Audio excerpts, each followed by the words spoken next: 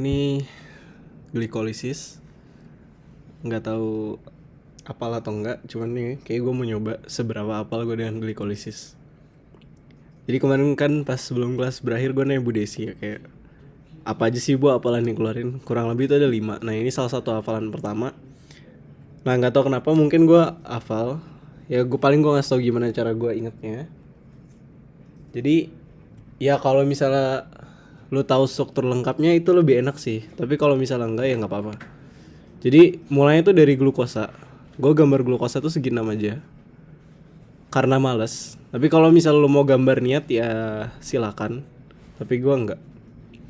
Nah glukosa ini, jadi reaksi pertamanya itu dia bakal jadi glukosa 6 fosfat kayak gini. Gue gambarnya kayak gini ya. Idealnya lu ngelengkapin sih gambarnya kalau lu mau niat, tapi kalau gue ya males. Jadi ini reaksi pertama. Nah di sini sebenarnya kadang tuh ada beberapa key atau clue gitu ya buat ngebantu lo. Kalau misalnya dia di sini awalnya gak ada fosfat jadi fosfat, itu pasti butuh ATP. Jadi di sini ATP tuh masuk. ATP jadi ADP. Nah, itu aja sebenarnya. Ya kalau mau idealnya ya, ini gue tulis semua dulu deh, tanpa enzim, tanpa ATP ADP, tapi kita tulis yang gue inget dulu. Jadi kalau mau lo apalin, kalau dari gue sih sarannya lo apalin struktur utama dulu, baru nanti tambahannya kayak enzim lain-lain tuh belakangan. Nah, berikutnya dari sini dia itu jadi fruktosa. Fruktosa kan 5 ya. Fruktosa 5 enggak, fruktosa kayak fruktosa 6 fosfat juga. Nah, abis itu ini kan udah tahap 2 ya. Terus tahap 3, sekarang fosfatnya jadi ada 2. Di kiri dan di kanan. Nah, udah dari sini reaksi keempatnya itu si fruktosanya itu ngebelah. Jadi ini kan fruktosa ada 6 ya. Nah, dia tuh bakal ngebelah jadi 2 senyawa. Jadi dari sini dia ngebelah jadi 2, 3. Yang pertama itu keton. Yang pertama tuh aldehid kayak gini. Sorry. Jadi ini tuh di ujung P-nya. Yang kedua dia itu jadi keton. Kayak gini. Nah, reaksi kelima itu di antara 2 ini. Jadi kayak gini. Ini reaksi yang ke-5. Ini kan 4 ya. Ini 5. Nah, reaksi selanjutnya itu pakai yang aldehidnya. Jadi aldehidnya itu yang reaksi ke-6. Ketonnya itu nggak dipakai. Jadi ini reaksi ke-6.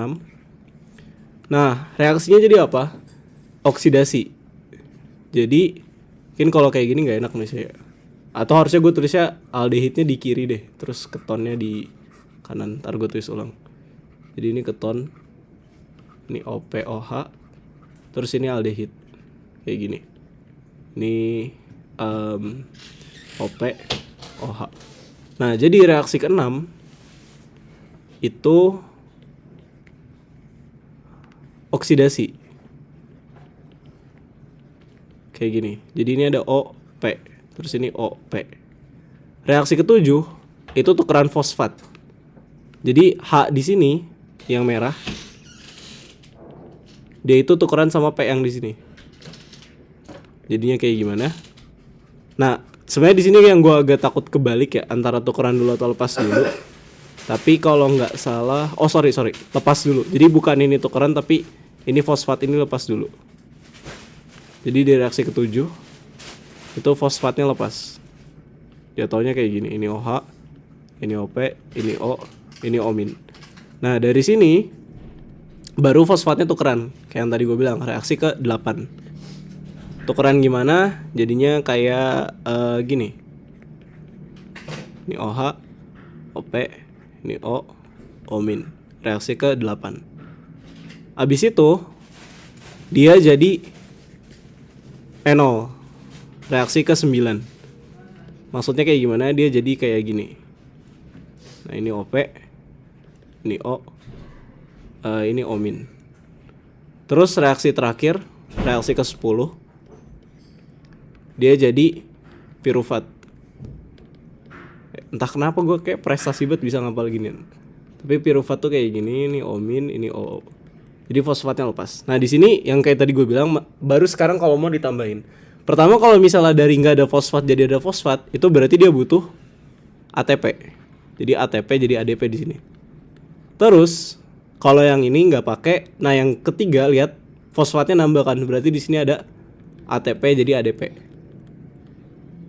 Lanjut, mana lagi yang fosfatnya nambah dari nggak ada?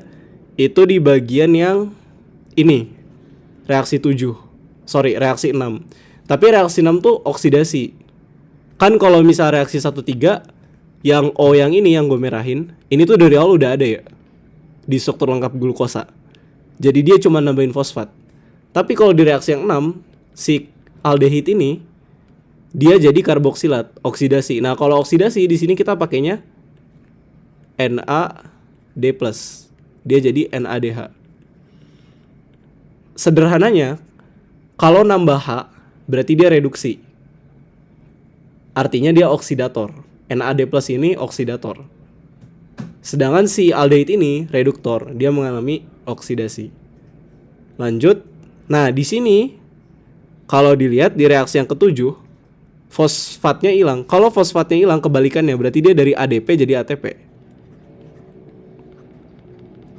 Nah, tapi karena di sini di reaksi 5 kalau lu lihat kan dia ada 2 ya. Berarti kita bakal kepake di sini tuh 2. Jadi di reaksi 5 kan dari reaksi 4 dia kan bakal ngasihin 2 kan, keton sama aldehid. Nah, di reaksi 5 pada dasarnya semua keton itu bakal diganti jadi aldehid. Jadi aldehidnya itu bakal ada 2. Makanya di sini kita pakai 2 ATP, 2 ADP. Nah, di sini juga sebenarnya 2 NADH, 2 NAD+. Nah, lanjut, yang di sebelah kiri itu cuma tukeran fosfat gak ada.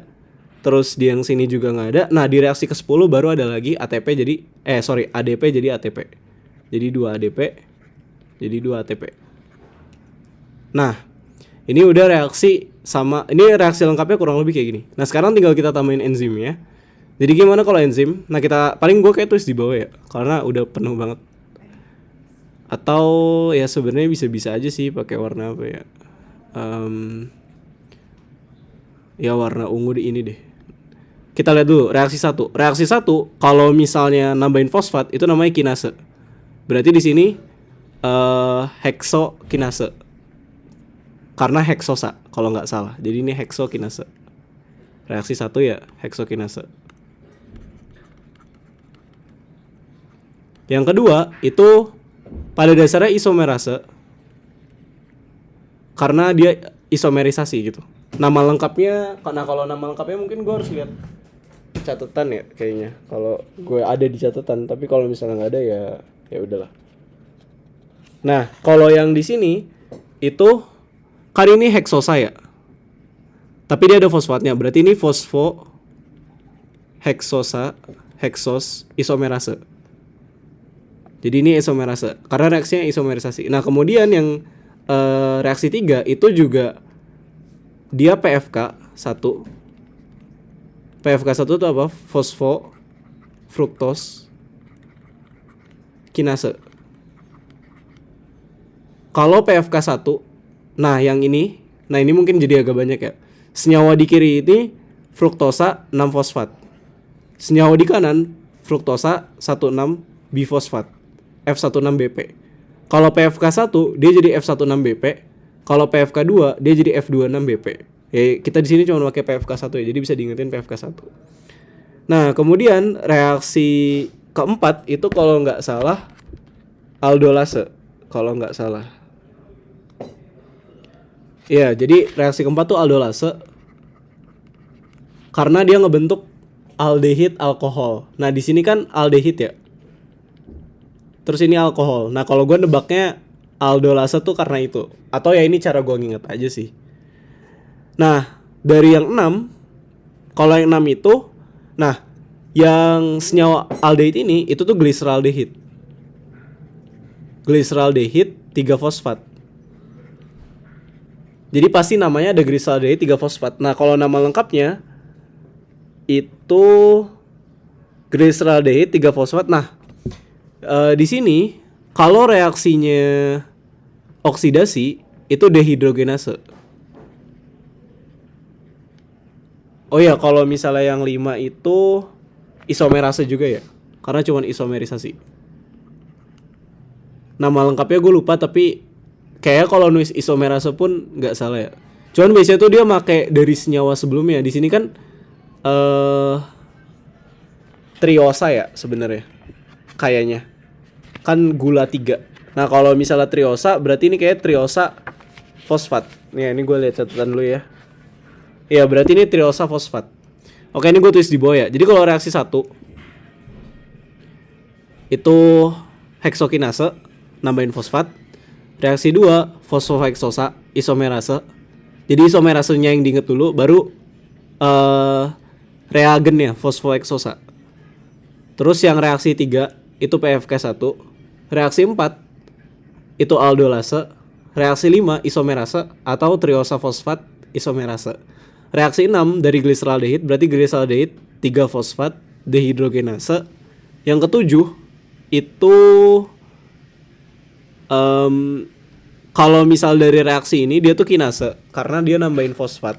Tapi kalau dari namanya kalau senyawa ini kanan itu kan gliserat ya, dari gliseraldehid. Berarti dia fosfogliserat kinase gitu. Jadi ingatnya kegunaan enzimnya aja sebelum nama fullnya. Jadi kayak misalnya yang pertama kan kinase, berarti ini juga kinase. Jadi kinase tuh bisa nambahin fosfat atau ngurangin fosfat. Tapi kalau misalnya ini nama lengkapnya fosfogliserat kinase.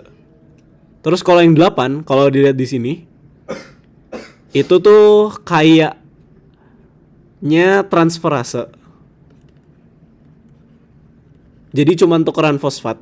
Kalau nggak salah ini transferase. Terus yang 9 ini tuh enolase. Kenapa enolase? Karena dia ngebentuk enol. Terus yang terakhir tuh harusnya kinase karena ngurangin fosfat. Tapi gue cek dulu.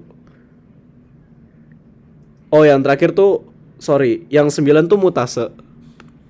Jadi gue salah. 9 tuh mutase.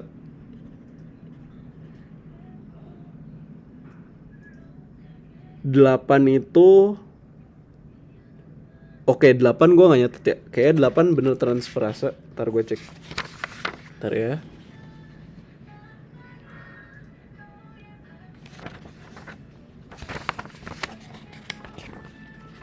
Kalau masih ada ya catatannya. Kalau gak ada ya udahlah.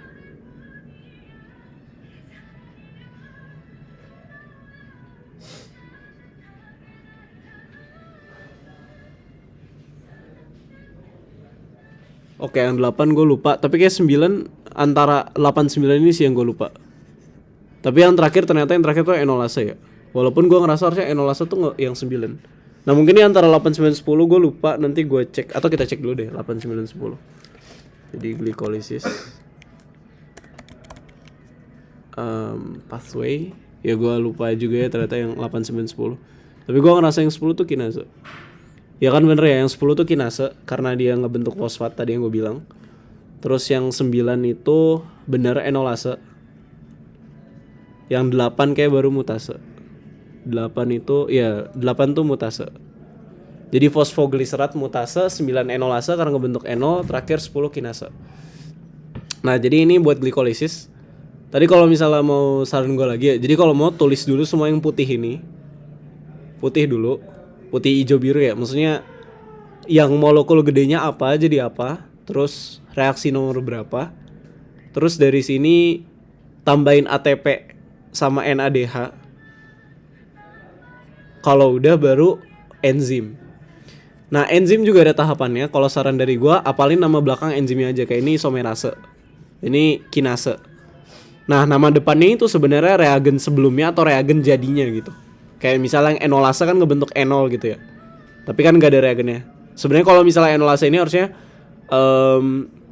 kalau misalnya yang reaksi 10 ya ini kan kinase tapi pirufat, berarti ini pirufat kinase.